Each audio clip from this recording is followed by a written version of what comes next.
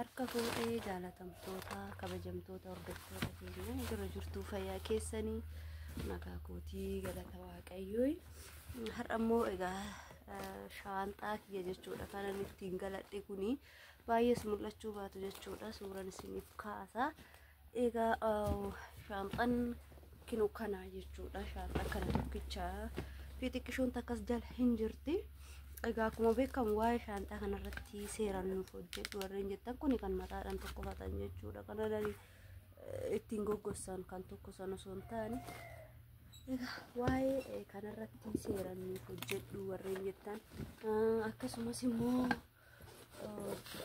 mee waa'ee uffata biyya keenyatii fi kuni dirahama biyya Dubaayiiti jechuudha. Mee waa'ee uffata biyya keenyatiif caalamoo uffata biyya isaaniitu caala kan jedhus immoo walumaan laallaa jechuudha. Asumaa walumaan jechuudha waan tokko jejjechaa deemna. Egaa kana nan hojjedheedha. Namoonni hedduun keessan arguu dandeessanii achittiin hojjedhe jechuudha. Isa kana shurraabiidha. Inni kun immoo namatu naa bite jechuudha. Kennaa eriyaan tiyya baay'een jaaladhu fi baay'een kabajunaaf bittee kana wajjin jechuudha. Moggaa 3 fixee arfaffaa qabachaa jira jechuudha. Kafanni kuni baay'een jaaladha jechuudha. Kafana kana egaa kunniin uffata achiitiin waliin qabatus baay'ees kan kaawwadhus miti jechuudha. Kunniin jechuudha. Kan ammoo namitti tiyyannaa bite jechuudha. Ramadaana isaaniitii fi ramadaanaaf naa bitte jechuudha. Ramadaana hiikadha. Kun immoo kanan uffata ittiin hodhan jechuudha. Wanni kun kan uffata ittiin yoo nama jalaa cite ittiin fayyadamanidha. Kana jechuudha. Kunniin kiyyuma jechuudha. Kana fakkaataa wanta isin barbaachisu malee bitattanii galinaa wanti ani isiniin jedhu. Fakkeenyaaf amma uffata kana yoo argitan ta'e narratti uffanni kuni baay'ee tokko jechuudha. Buukaa hin maal jedhee isinitti hima jechuudha. Daalachaa'ee haqatee bifti isaa suruuf nama jedha jechuudha. Kan ammoo hin baasne iyyuu jechuudha. Kan hin baasne kanas hin baasne jechuudha. Garuu uffanni ani achitti bitee dhufe hundi isaatuyyuu hin jira isiniin jechuu barbaade. Tana walumaa galatti jira. Uffanni achitti bite hundi isaatu asis jira. Yoo harka duwwaa hin galle waan qayyarannu bitanna jettan immoo xiqqeessitanii bitachuu ni dandeessu. Baay'isinaa isiniin jechuu barbaade. Tana walumaa galatti jechuudha. Fakkeenyaaf amma surreen kun kiyya yeroo saniif natti ta'e illee bitadhu. Ammaaf natti hin ta'uu jechuudha. Surreen kuni natti hin ta'uu akka inni bushaa'ullee laalame. Surree dheengadda kaawwadhe sana injira as keessa isinitti argisiisuu nan danda'a. Akkuma uffata dadachaa fadhuuni isa sana isinitti argisiisa jechuudha. Baay'ee kan bareedu maaliif isinis narratti argitanii uffata dheengadda san jechuudha. Kun immoo kunis achuma kan dhufedha. Garuu ani hin kaawwanne jechuudha. Kan hin kaawwanne akkuma beekamu qaama goggoffatanii isiniin jedha. Dhaabbachuu diddati immoo dhaabbadhu isiniin jedha. Kana fakkaataa waan isin barbaachisu malee hin bitinaaf. Waan amma waanuma nan barbaachisne kanatti garuu asitti fidee jechuudha.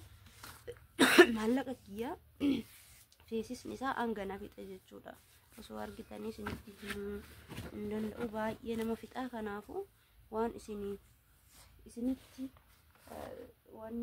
waan biyya keessan keessatti hin argamne fa'a kan bitachuu qabdanii malee cal'istaniituma uffatuma ta'eefis uffata hartanii hin galinaa. Biyyatti nama rakkisa isiniin jechuu barbaade. Sana walumaa galatti biyya keessattis mee amma uffata kana waliin laallaa. Uffata kana achitti baay'ee bareedaa hin buukofne yeroo hundas waan hin kaawwanneef amma immoo asitti ilaala akka ta'e arguun keessanii oolu. Kuni buuka'ee jechuudha. Baay'ee bushaa'aa jechuudha. Uffachuu isaatu na jibbisiiseera jechuudha. Maaliif hedduu buuka'ee dasna jechuu dide jechuudha. Bakka uffata achi sirmaa kan achi fide kana nan barbaachisu iyyuu jechuudha.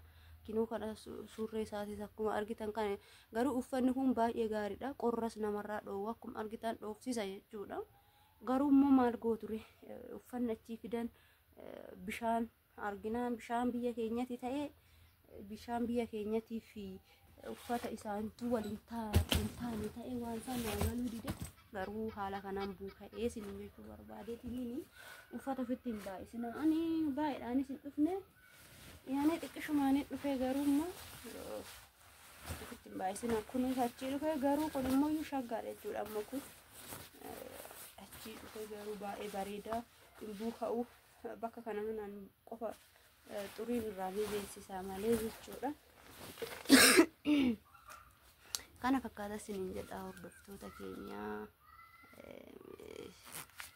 kana isiniin jechuu barbaadetan maaliif waan isin barbaachisu uffatuma ta'e qofa walitti naarina uffanni guute dhugaa rabbii shufeenii kan akkam jiru jira wantoonni hundu waan baay'eetu jira jechuudha waan as jiru keessattuu bitina asitti wayyaayyuu gatiin isaatu jechuudha gaatumti uffata ittiin bitanuu biyya keenya wayyaa amma fakkeenyaaf surree kana gangaleen bite jechuudha fakkeenyaaf gangaleen bite baay'ee tokko jechuudha gatiin isaa tis gatii baay'ee gaariidha uffattummaan isaatillee hin bareeda jechuudha yoon kaawwadhus jechuudha garuu kan achitti waan ani yeroo baay'ee onlaayinii irraa hin ajachiisa onlaayinii sanirraa yoon ajachiisu saniif ta'ee waan sanaa bal'idamee kana akkuma argitan kana jechuudha kuni akkanuma jira argitanii jirtu jechuudha baay'ee bareeda miiccameellee naqanne jechuudha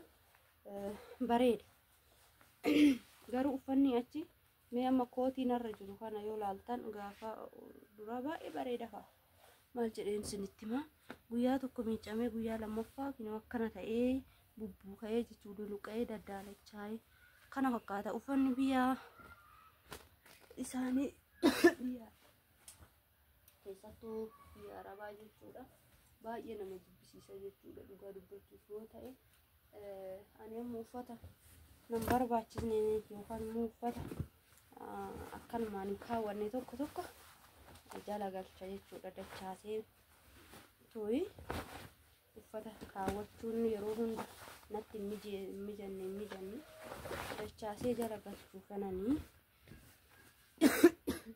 kana fakkaata uffata immoo yeroo hunda na barbaachisu nan uffadha isa immoo kubbaarran godhadha jechuudha haala kanaan uffata kootis dadachaafachaa waan dannoo qabu isinitti himuun kananii kana fakkaata baay'istanii uffata fidatinaa uffanni asis guuteera wanto maallaqa keessan qofa qabadhaa galaa dhugaa dubbachuuf inni guddaa wanti nu barbaachisu biyya keenya gaafa gallu maallaqatu nu barbaachisa kanaafuu maallaqaan galadhaa isiniin jechuu barbaadetananii keessattuu uffanni uffata adiidha akkuma argitan turuu hin danda'u biyyi keenya immoo baadiyyaa keessattuu namni kaa gadi ba'uu dhiisu awwaara jira waa hedduu jira magaalaa keessas gabaa ba'achuu jira waa hedduu jira waan ta'e gabaa keessas awwaarri garaagaraa jira iddoo deemu hundatti akka isaanii sanitti makiinumaan baanee makiinumaan galuun xinnoo fi ulfaataadha yookaan immoo achi nu ga'uu humni keenya jechuudha uffanni ani jaaladhe keessaa inni tokko uffata kana kun hin haphate malee baay'ee gaariidha yeroo hedduu miiccasi bifti ishii akkanuma jechuudha naqatu tokko jira jechuu kooti uffanni isaantis kan namatti tolu takka tanaayyuu jechuudha kana fakkaata wanni yoo uffata bitachuu barbaadan yeroo baay'ee uffanni tuuttan gaariidha tuuttaa osoo bitattanii qamisiin guut asillee guuteera qamisiin jechuudha uffanni aadaa yoo barbaadan kan amma ijoolleen keenya tokko achiifaa hadhisiisanii asitti ergu jechuudha maallaqa isaanii yookaan immoo achiifaa asiifaa achitti ajajatanii ganammoo baatanii galuun sun kisaaraa guddaadha jechuudha kun amma qamisiidha qamisiis nan kaawwadha jechuudha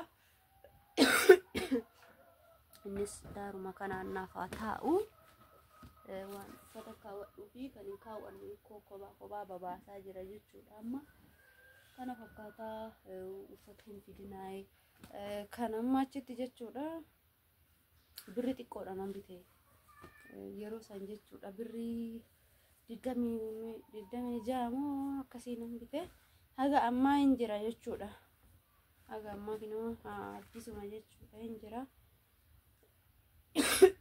Kana fakkaataa waan isin jechuu barbaade uffata baay'istanii fidinaa. Yeroo baay'ee hojjedheen jira uffata hin fidan siruma uffata achi haphiiwwan kana qamisiiwwan guuteera jechuudha. Suuyi ba'aa qofa shaanxaa guutee shaanxaan baalaansiin isaa isinitti dabalee maallaqa keessan isin kaffalchiisuu malee bu'aa hin qabu jechuudha. Kanaafuu baay'istanii osoo ofitti baay'isuu baattanii uffatuma harka qullaa hin galu yoo jettan shaanxaan kiiloo 10tu isin gahaadha isin jechuu barbaade. Tananii nagaan turaa horaa bulaa. Gaaffii yoo qabaattan gaaffii keessan nu gaafadhaa, nu deebisuuf qophiidha isin jedha. Turtii gaarii.